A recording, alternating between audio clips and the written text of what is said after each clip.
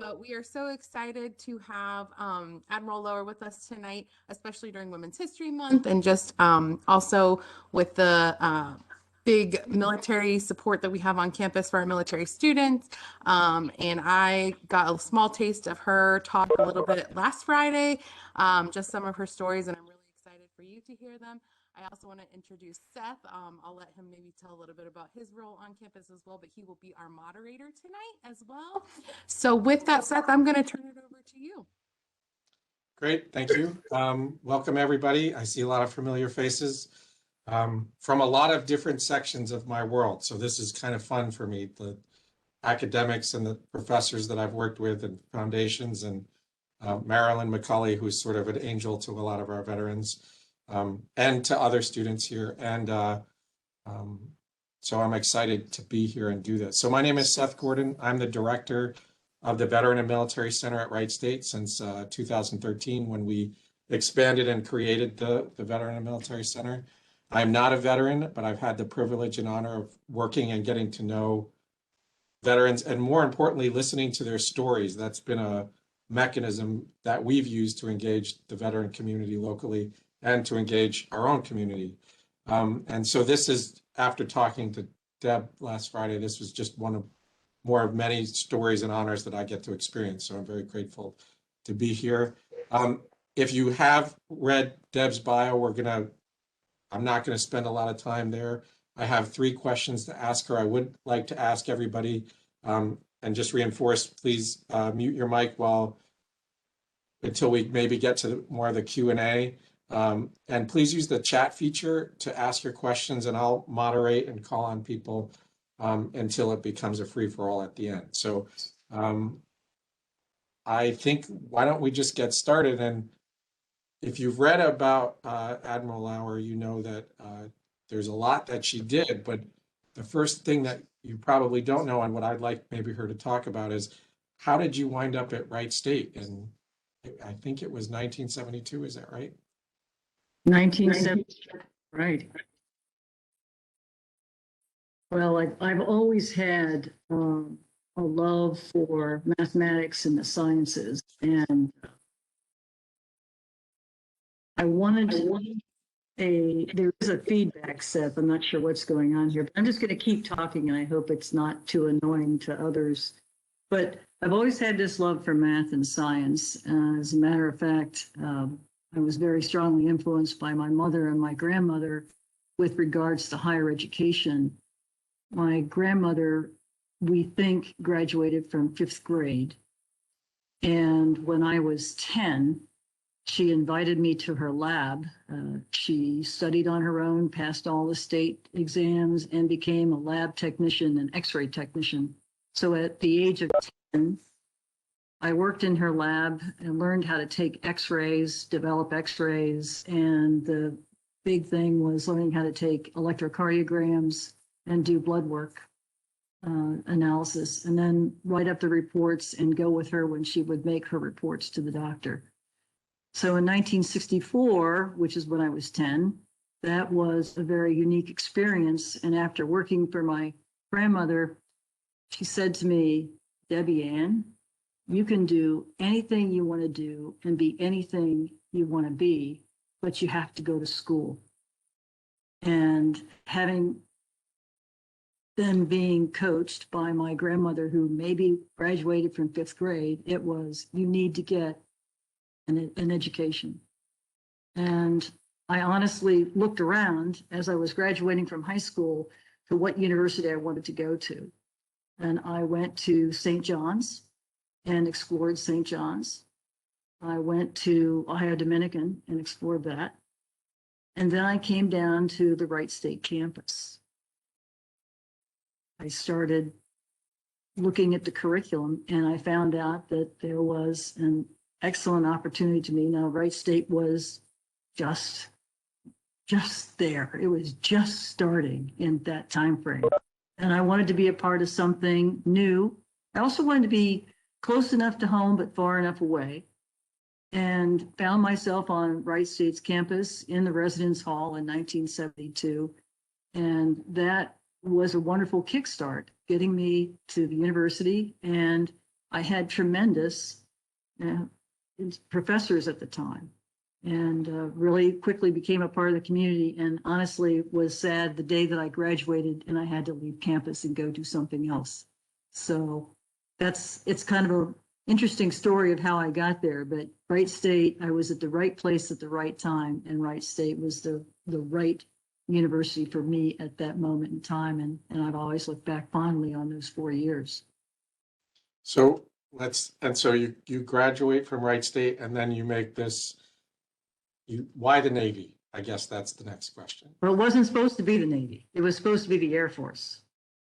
It really was. And my father was Air Force. My older brother was Air Force. I was supposed to be in the Air Force. I joined Civil Air Patrol when I was 13 years old. I learned to fly when I was 16. When I was 19, I went to Israel as a part of the International Air Cadet Exchange and flew gliders in Israel, studied aeronautical engineering, came back to Wright State and said, I'm going to go in the Air Force. Interestingly enough, here I was, a mathematician and computer scientist and getting ready to graduate. And when I went to see the Air Force, and please don't be offended, any of my Air Force friends there, I went to join the Air Force and they said, no, we have all the mathematicians we need. I was devastated. I was afraid to go home to Springfield and tell my father that I couldn't get into the Air Force because they didn't need mathematicians. The Air Force wasn't taking women in their aviation community, but interestingly enough, since I was a fly girl, I wanted to be a pilot. And at campus in the student union, one Wednesday or Thursday when I was goofing off and not going to class, there was a Navy recruiter who was in the student union. And because I had just been turned down by the Air Force, I went up, and I was a bit of a smarty pants at the time. I thought I knew about everything, and I was a pilot and I was smart. So I went up to this naval officer and I said, can women fly in the Navy? And he says, I don't know. Are you good enough to join the Navy? So that started an interesting banter back and forth. And he said, come to Columbus with me, take our battery exams and see if you qualify. Well, I did that. I qualified. I was at the top of their list. The next thing they did was they took me to lunch, wanted to know when I could start in aviation officer candidate school. I mean, they were all over getting me into AOCS. Turned out when I went and took my physical, what you can't tell is that I'm 5 foot tall and I have very short legs from I don't have the long enough legs that I could have flown enough type aircraft in the Navy. So after I had signed my paperwork and decided to join the Navy to be an aviator, I was told I couldn't be an aviator. And that was pretty devastating. I was really annoyed and wanted to know if I could not go in the Navy. And they said, no, you're coming in the Navy for 3 years. And I said, okay, fine, which is what I did. And I then adjusted my sights to teach physics at nuclear power school. So having gone through officer candidate school, I figured if I can't do anything else, I'm going to teach physics. I'm going to leave the Navy after 3 years, go back to Wright State and teach physics. That was my plan. I had all kinds of plans. When you're 21, 22, you're allowed to have multiple plans. So I had to, when I was in this pipeline to teach physics at nuclear power school, I had to interview with, oh my gosh, try to, Rick, come on, somebody help me. Who was the father of naval nuclear power? Rickover. Rickover. Oh my gosh. I can't believe I had a dyslexic moment there, but I had to go interview with Admiral Rickover in order to qualify to get into the nuclear power program. And I did that. He was here in Washington, D.C., as was I, and I was quite nervous as a young ensign, interviewed with Admiral Rickover, who basically, he wasn't a very polite person anyway. But he looked at me and said, "I'm not going to have a woman teach a nuclear power school." That was an enlightening moment. And now I couldn't be in the Air Force. I can't fly in the Navy. I was going to be teaching nuclear power school, and now I'm not going to do that. So I basically was pushed aside to go over to the Navy Personnel Command that was also in Washington, D.C. at the time.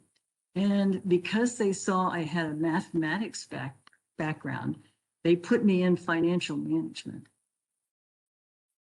where I held my breath and didn't want to tell them that non-Euclidean geometry and algebra had nothing to do with accounting and financial management. But the Navy wasn't going to hear that.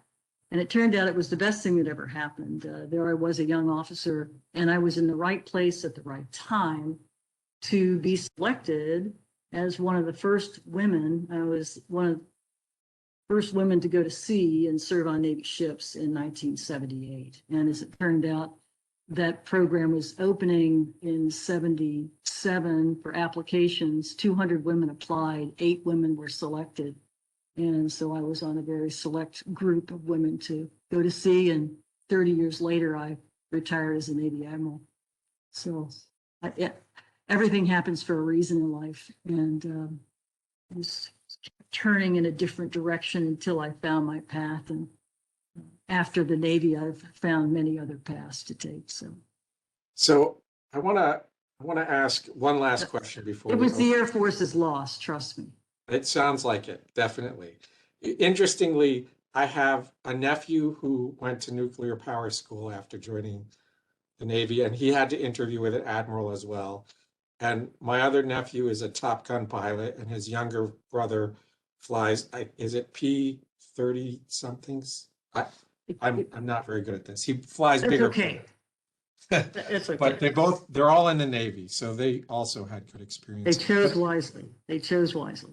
I wanted to talk to you about, I was watching 60 Minutes, and they were interviewing Secretary Austin, and they also were talking to General Brown, who's now the head of the Air Force. And they were talking a lot about the diversity and inclusion are still challenges in the military. And the military is in this odd place where at times it is really leading the way. And at times, and it's a factor of the society, right? It's a reflection of who we are. So it's not perfect for sure. It has had its own challenges. I was in a meeting today about LGBTQ people serving in the military with Cassie Barlow. But you were someone that was in a lot of firsts, right? And that, when we spoke Friday, that really resonated with me when you spoke about the mentoring that you do for others and how important that's been. And I think obviously, like a lot that you do, it's systemic and intentional, the way that you approach it. At least that's my impression. And especially since this is an alumni meeting, and a lot of us are interested in serving Wright State and trying to figure out how to pay forward our experience here. I think we would all benefit from you sharing how you've taken being a first and turned that into something that's really positive, and mentoring people, and talk about your approach to that and what you do, which is, as many of the stories you told us Friday, wonderful to hear. So if you don't mind. It's Seth, it's like, where do we start? Right. It really is. In 1978, the Navy was a very different Navy than what it is today. In 1978, when I was one of those first 8 women, one of the first 8 to go to sea, we actually had 4 women on a ship on the East Coast and 4 women on a ship on the West Coast. And we were 4 women on a ship of 1,100 men. We were not welcomed. In fact, when I went on board my first ship, the 4 of us reported to the ship together. We were all officers. There were 48 officers in the wardroom.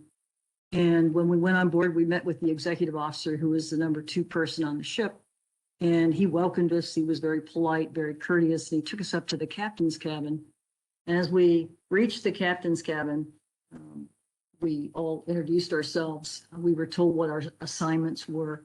And the captain, who was probably a 26, 27-year veteran Navy captain, veteran of the service rather, and a Navy captain on our ship. And he said, I didn't ask for women on my ship. I don't want women on my ship, but you're here. And he looked at the XO and he says, put them to work. That was our greeting on our first ship on which we served. I spent 3 years on the ship. We deployed for 10 months. We went through a shipyard. It was a very difficult and a very challenging time. During that time, women reported to other ships. There was violence. There were attacks. 2 women were killed, thrown overboard and drowned, lost at sea. It was a time in the Navy and probably a time in our history that many people don't remember. It was a very difficult 3 years. And I felt fortunate to have survived some of it. I also took a pipe wrench in the head and had a concussion, and not too much of the story, but I was severely injured by a pipe wrench on a deployment. I survived all that and said, that's not going to stop me. When I left that ship, I ended up doing other tours in the Navy, and after those tours came back to serve on board ships and became the first woman chief engineer on a Navy ship. That was a big deal. And I also led my team of 200 men to do some pretty amazing things as engineers, and proceeded to go from being a chief engineer to an executive officer to a commanding officer. So I spent about 10 years in a row on board ship at sea. In that time frame, I became the most senior woman warfare officer in the United States Navy. And I looked around and I was the one woman in the room, or the one woman on the ship. And I said, we have to do something about it. We need more women, and the only way we're going to get more women in more significant roles in the Navy is that we have to do something about it. And that's when I looked around and saw all men. I was able to get men to help sponsor me and other women, and I started a mentoring program. I called it the Network News, and basically connected with the other women officers who I knew around the various fleets, the Pacific Fleet and Atlantic Fleet. There were literally a couple of handfuls of women who had survived those first 10 years in the Navy, of women at sea in the Navy. And we all knew each other. We had each other's mailing addresses. I mean, this was the time when email was just coming about. And we all connected with each other. We stayed together. And every time we were in the same port, we would get together and we would continue to foster and bring other women on board. So from the period of time from about 1987, and remember, we're beginning to change the combat exclusion law. We started fighting the combat exclusion law in 86, 87 timeframe. In fact, RBG was very instrumental in making some changes happen at that point in time. We ended up changing in 1993 the combat exclusion law, enforced with the help of the Secretary of Defense at the time, changed policy in the Navy, which changed the assignment of women on board ships. And once women had a career, a clear path towards command, then we were able to bring more women in at the junior level and help bring them up to the command ranks. And it took literally being at the head Fred in the sled, I used to call it, being out in front. You know, it was important for me to continue to advocate. And I was only an 05. I was Navy commander as I was doing all this. And I was making waves all the way from the CNO's office to the Secretary's Defense's office in the early 90s. We lobbied Congress. We had just a handful of women who survived to the 05 and 04 level. We found jobs in Washington, D.C., so we could lobby. And when we did finally get the change in the combat exclusion law in 1994, it was Katie barred the door, and we were trying to bring more and more women in, to the point where when I had my commander command in 93 to 95, but my major command started in 98. And by the time we got there, we had women spread from the enlisted ranks, E3, serving aboard in engine rooms on board ships, up to the 06 level in major command. And I was the first woman to have major command also. But it was really important through this entire structure of 30 years to continue to open more doors, to beat down the barriers and recognize where the barriers were. So when I started, there wasn't even a policy. When I went on my first ship, we didn't even have uniforms for women. It was that different. By the time we got to the point where I was in 06 and 07 and beyond, then we had a full structure built, and we built that along the way. But we recognized we had to lobby Congress to get congressional support to change the law. And that's what was the real turning point for us. So I still mentor today, as a matter of fact. And I know I'm somewhat wandering on this, but even after all these years, when I left the Navy and I went to the Department of Homeland Security as the senior advisor to the intelligence officer, I mentored men and women there in their career paths and at Homeland Security. And then when I left Homeland Security and went to work for the Army, I did my fair share of mentoring people there to help further the role of women and to continue to opening doors that we needed to have open so we could continue to advance. And let me just end here, and we could go on it, look at some other questions, but it wasn't just mentoring women, it's mentoring everybody. I'd have focus on women because I saw the disadvantage that many of the women were battling with in the early days of the Navy. But all of that evolved to mentoring both men and women because that was the reasonable thing to do. And so many of my men wanted a mentor also. And it was just extremely important to do that. And again, I still do that today. And we still have a group of women officers, almost exclusively women officers, admirals down through the ranks. We meet once a month and we do mentoring once a month. And we have a mentoring session tomorrow afternoon, actually. So I enjoy those mentoring sessions because now I learn so much from the people the officers who have followed me. They keep me current. Thank you for sharing that. I want to open it up. If you could type your question. Bill wants to know when your story is going to become a movie. I need a good screenwriter. Who else has a question? I'd be shocked if there wasn't one. I have one. Anthony? Deborah, it's an honor to meet you. Thank you so much for taking time out of your day to do this with us.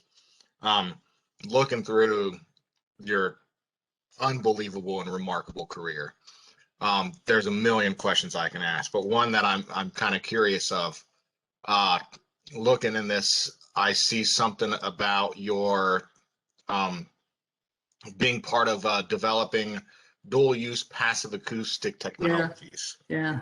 So I'm kind of curious how that all started. Is that something that you actively pursued? Is that just another thing that you were kind of in the right place at the right time? How was it developed? What was it used for initially? So yeah, if you could, thank you. Sure. The technology, first of all, I like science. You know, I've always been about science. I've always been an engineer. And I had no idea that I liked acoustics until I became Commander Mine Warfare Command. And I owned all of the Navy's mammals, dolphins and sea lions. And I owned all of the offensive and defensive mines in the US Navy's inventory. So I didn't know about acoustics, and I learned much more about acoustics. When you own all the dolphins and sea lions in the United States Navy, you learn a lot about acoustics. And so I really was fascinated with the underwater body. Then there was a scary thing that happened after I was Commander Mine Warfare Command. I retired. And I'm going like, what the hell do I do now? I'm just a Navy admiral. Is anybody going to hire me? And literally, there is this fear that you have when you leave the structure that you've known for 30 plus years that, well, everybody loves me in the Navy and I'm an admiral, so I'm really smart, blah, blah, blah. Now, we all know that that's just a bunch of bunk, but who's going to hire me? Is anybody going to hire me? I mean, I was literally nervous, unbelievably nervous, because nobody was going to hire me. And here I moved back from Washington, D.C., or from Texas to Washington, D.C. Texas was my last assignment, the duty station. And all of a sudden, I had offers, coming over the bow. I mean, I had so many offers for jobs. And one of the companies was this small business that said that they dealt in acoustic technologies. And I said, well, it sounds like something I might know something about. And I became the vice president for Homeland Security issues for this small company. I mean, they literally chased me down. I had to commute. I commuted from Washington, D.C. to Hauppauge, New York every day. It was kind of exciting. You get to know everybody in the airlines, certain airline routes, of course. But they put me in charge of a bunch of engineers, and we developed technology to catch drug runners from South America up through the Gulf of Mexico. And we developed technology, it was very sensitive technology to detect movement through the water and then to be able to alert the Coast Guard, basically, since they were the federal law enforcement arm, of where the drug runners were. And so we spent about 1.5 years working that technology and putting a lot of bad guys in jail. And so that's really the essence of it. But it was absolutely fascinating. The company still exists today, and they still have continued many of the projects that I started a few years ago. Deborah, thank you for that. We have a question from a current student or a current engineering student who is interested in joining the Navy, and if you have any advice for him. I think joining any of the military services is a wonderful experience. I think you need to go where you feel you're called to serve, whether it's for 3 years, 4 years, or 30 years. I think that the experiences that you have with your shipmates, that probably trumps anything else that you could learn, is all of those experiences, because you learn not just about the technical area of expertise that you want to master, but you learn about people. The wonderful thing about the U.S. Navy was that it was such a broad social community. Everybody's there. And you have people who you like and people who you don't like. And you get to have the chance to figure out, as either a petty officer or an officer, you get to figure out how you successfully accomplish things, whether it's going to sea on a ship, flying an airplane, serving on a submarine, or serving ashore. You've got this broad scope of people that you get to work with. And it's when you have the people who you like, that's easy. It's when you have the people who you don't want to sit next to at the lunch table, that's where it gets tough. And the great thing about the Navy and the Army and the Marine Corps and the Air Force and the Coast Guard, you have to face that challenge. So it's just a great experience. And you may not always like it, but when you come away from, at the end of the day, it's the best experience you'll ever have. And you'll never forget your shipmates. So, So when you join the Navy, that's fine, but make sure that the skill set that you want to master is resident within the Navy. Make sure that's there. so Kathy English has a question. How did the environment in the Navy change with the presence of a significant number of women? What impact did you have? And it's still changing. It's still changing. As we evolve through those years, I think the more women that we had on board ship made, first of all, women work very hard, and women in an environment of men will work 3 times harder than the guy in the office next to them to make sure that they do well. 3 times harder, 5 times harder, and we will succeed, and we will shame you into you doing a better job. And so it was interesting that as we got, and I see some smiles out there, and that's all fine, but when you have a group of people and you have 15% women, it's interesting the level of competition that seems to inspire itself. And I saw men who didn't work so hard, that when some of the women came on board ship, they're going like, I'm going to work a lot harder. I'm going to be better at what I do. It was interesting. The other thing that it did, the wardroom, and that's the group of officers on board a ship, it literally cleaned up its act. We cleaned up our dialogue. The wardroom cleaned up the dialogue. The ugly jokes stopped. There was a lot of things. There were a lot of very, to be blunt, male sexist things that were happening on board ship that stopped. It really did. And I think that the environment improved. It was much more balanced. And it became a safer place the longer that we had women on board. I think that the community on board the ship changed. We viewed each other differently and with much more respect than I think had been there previously when it was an all-male ship. How is Many things changed, and that just evolved from just the microcosm of a ship to the larger Navy.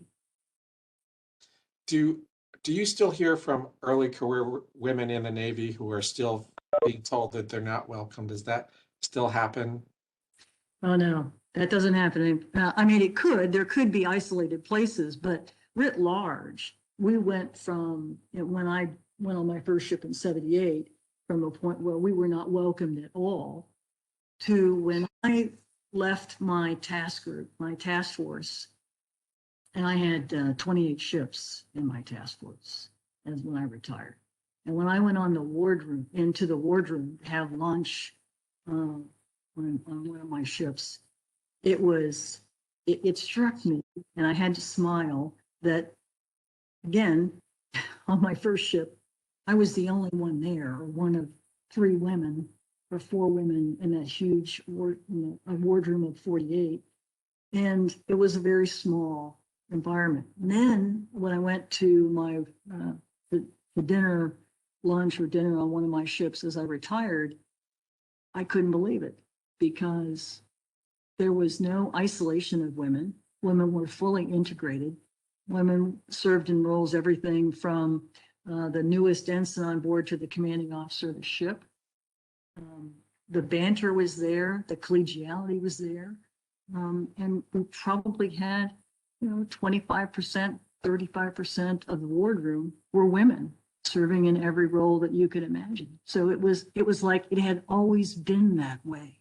And you listen to the banter to the young officers in the wardroom, and it's like, oh, you mean women don't serve on board ship? Of course they do. They always have. It was commonplace.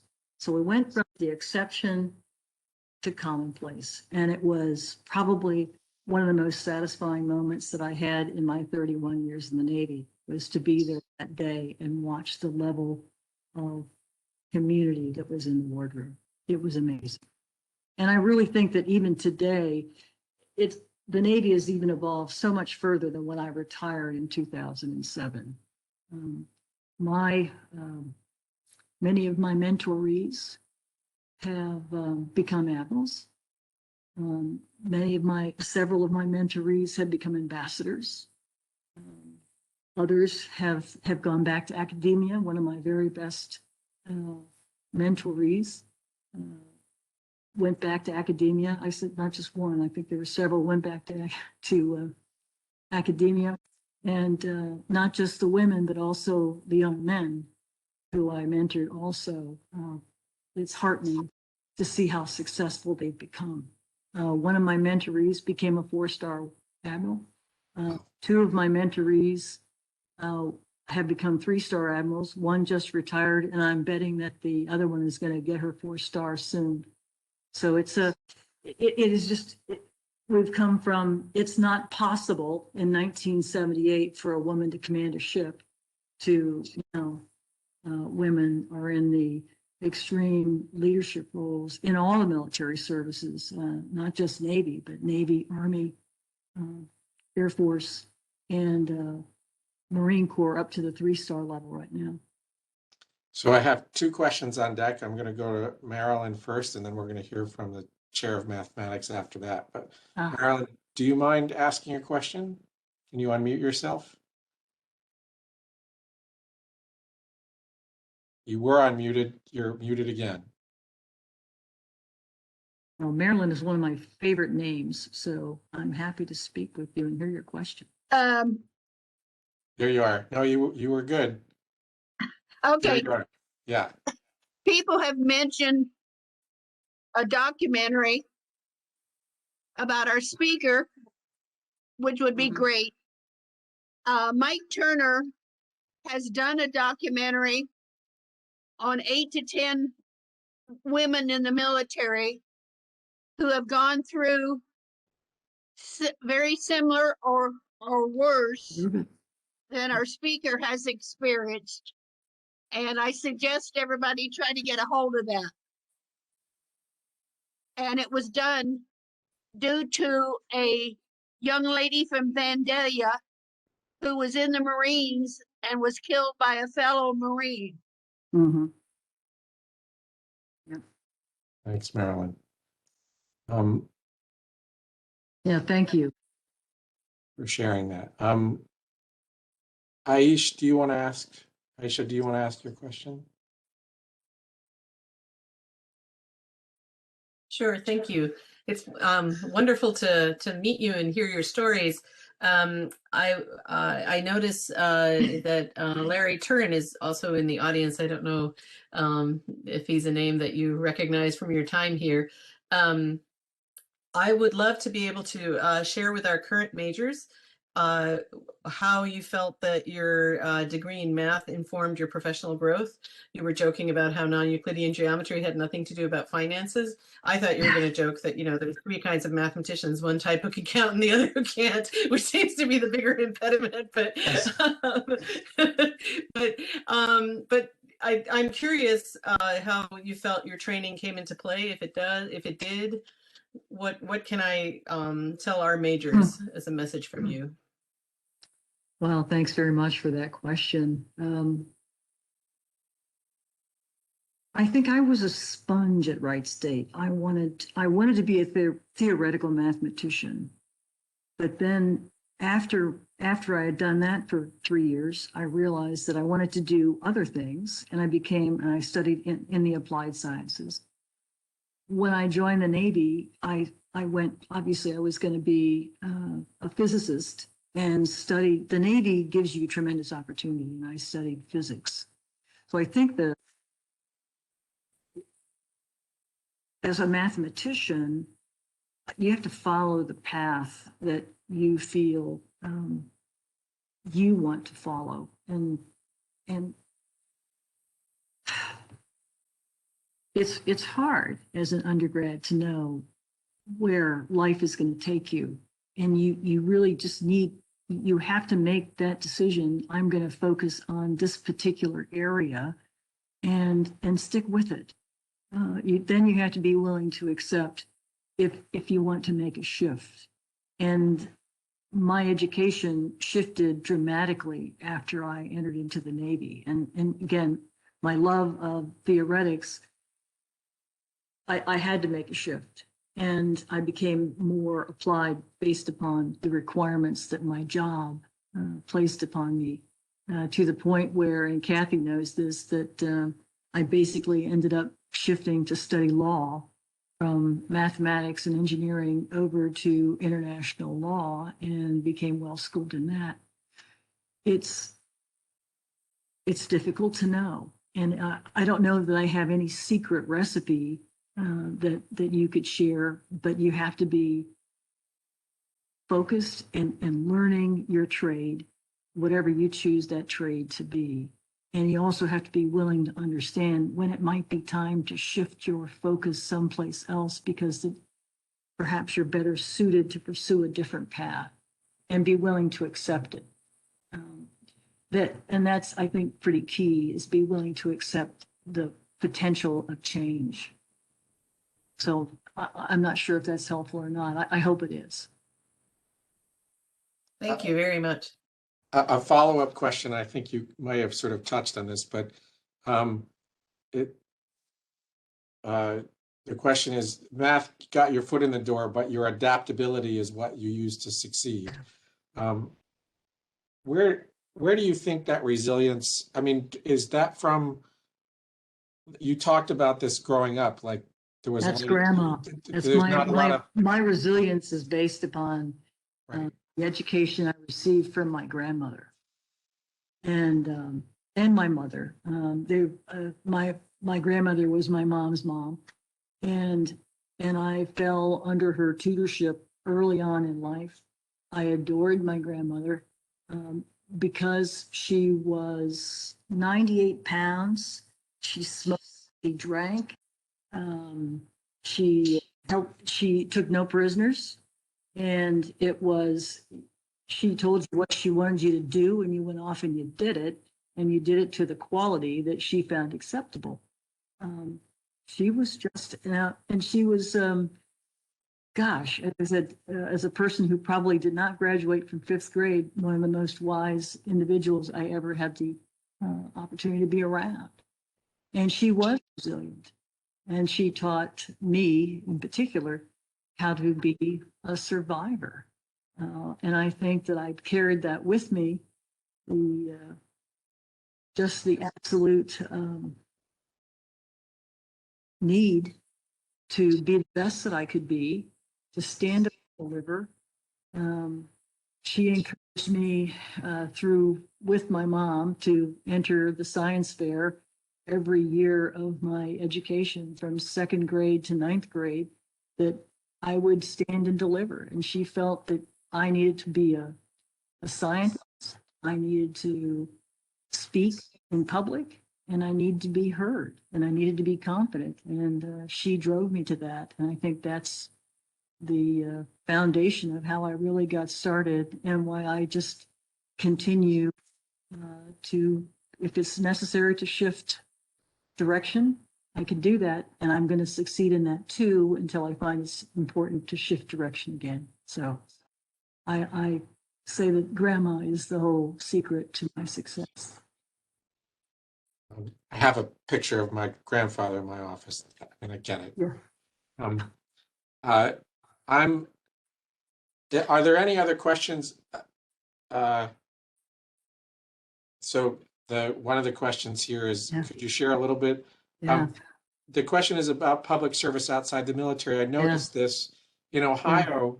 You don't get to join the Ohio Veterans Hall of Fame for anything you did while you were in the military. It's all based on what you do as a public servant now. Yeah. And that service ethos really comes forward. Could you talk about that? Yeah, absolutely. It would be a pleasure.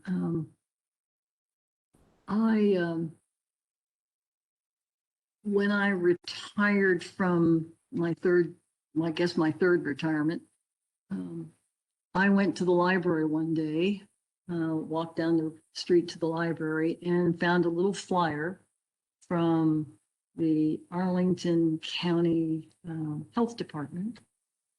And I opened it up and I read it. So they were looking for volunteers to help senior citizens with their income taxes and to apply for tax relief to Arlington County. So I said, that sounds interesting. And I know a little bit about math. I can do taxes. And so I went over and met with the representative at Arlington County. From there, several conversations ensued, and I became a volunteer advocate for senior citizens in Arlington. And it was, to this day, probably one of the best experiences of my life. I had several clients who I worked with over time, not just helping them with taxes, but helping them sort through their mail, helping them write checks, helping them understand what their bills were, helping them get to dialysis, whatever it took to be the eyes, ears, and helpful to the senior citizens here in Arlington County. That's what I did. And I was very, very grateful for that opportunity and grateful for that chance moment of going to the library and finding a little flyer there on a table and reaching out and doing it. I still keep contact with the individual at Arlington County who I worked for, and he connected me with the National Council on Aging, and I've been very pleased to be involved with the National Council on Aging and helping others learn how to work with groups of senior citizens around the country. In fact, we had a major conference last year. Actually, it was 2019. We did a national conference here in DC, and I did some lecturing and a lot of work with everyone from just the Deborah Loewers from Springfield, Ohio, to Indian tribes in Utah, on how to help senior citizens negotiate aging and the aging process and understanding the social systems that were available to seniors. So that's, when I think of public service, I think of some of a cohort of the population that definitely needs, and I will say desperately needs, everyone's help and understanding, and that's our senior citizens. So I couldn't imagine doing anything more relevant or more important than that. I think we have time for maybe one more question. Does anybody have Sure. one? If not, I might ask you to tell a fun story like you told Brooke and I the other day. I thought that was really exciting. The one with being in the Mediterranean when the British captain Oh my was gosh, surprised. yeah. Oh, the gun runner in the Adriatic, right? Hopefully everybody at least the military guys out there can identify with this story. I was commanding an ammunition ship at the time. This was 1994, I believe. We were in the Adriatic. And I received a call from Sixth Fleet headquarters with a sleepy Sunday morning, and I'm on the bridge drinking my coffee. A sleepy Sunday morning, the phone call from Sixth Fleet comes in. It's actually a radio call comes in, and I'm talking with an individual who said, "Oh, how quickly can you get up to this particular area of the Adriatic?" And I said, "Well, we're just kind of steaming in circles here. We can start moving in that direction now, maybe be there in an hour, 2 hours." So we cranked up our boilers and we started moving at a fairly rapid speed. I mean, for that old ship, we were probably doing 20, 21 knots. And then I received another call that said that there there was a suspect vessel in the area, and it was running contraband from Italy across the Adriatic to the other side. And I was basically asked if we could intercept that ship. And on my ship, I had explosive ordnance teams, I had helicopters, and I had boats. So I gathered my department heads up on the bridge, and I said, this is what we're going to do. And I still remember my chief engineer saying something like, this is Sunday entertainment. Okay, so indeed, he cranked up found every BTU we had in the boilers, and we were charging ahead at 24 knots instead of 21 knots, and headed towards the rendezvous, an intercept point. So as we were headed there, I had no idea that there was a NATO group of ships that was also proceeding in the same direction. Didn't know anything about that. So as I'm taking my big ship and we're getting closer to the intercept point, we can see the ship on our radar. And I put the helicopters in the air, and my EOD guys they couldn't wait to fast rope down. They were very excited about all this. And we were pretty pumped up about this whole idea. So as we approached the intercept point, we found the ship that needed to be boarded. And I literally slid my ship. If you imagine a pretty big tanker, I slid my ship, which was probably we weren't that big, maybe 38,000 tons. Not really a large ship. I mean, it's big, but it doesn't the tonnage does not out-ton a tanker. So we literally slid the ship in front of the tanker to make it stop.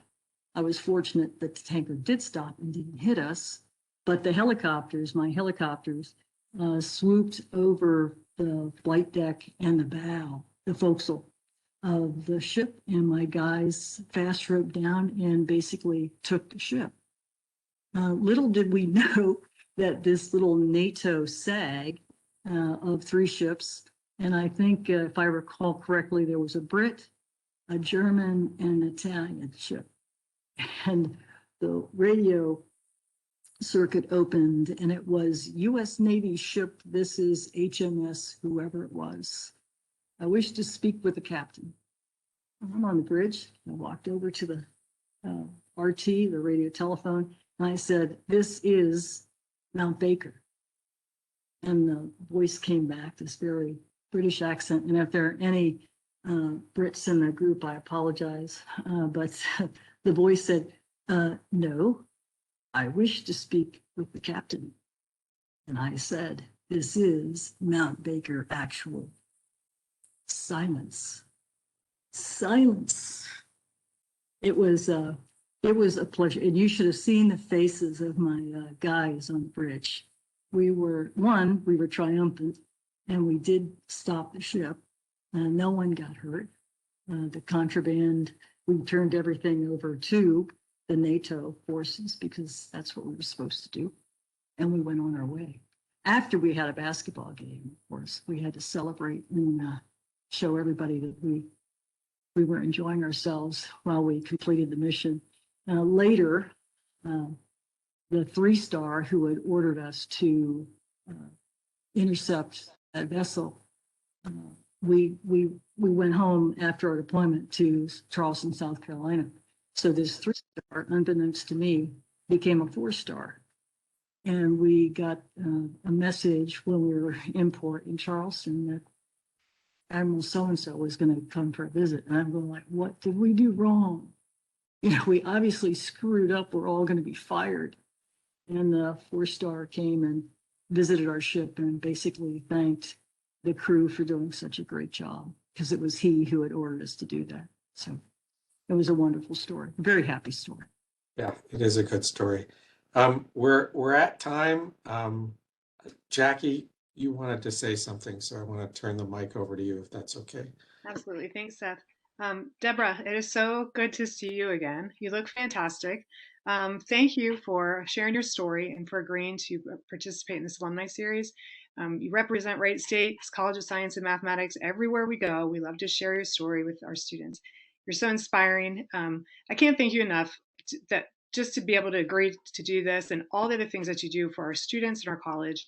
I just wanted to pass it along and say thank you. I really appreciate connecting with you and having you and sharing you with our university. So thank you very much.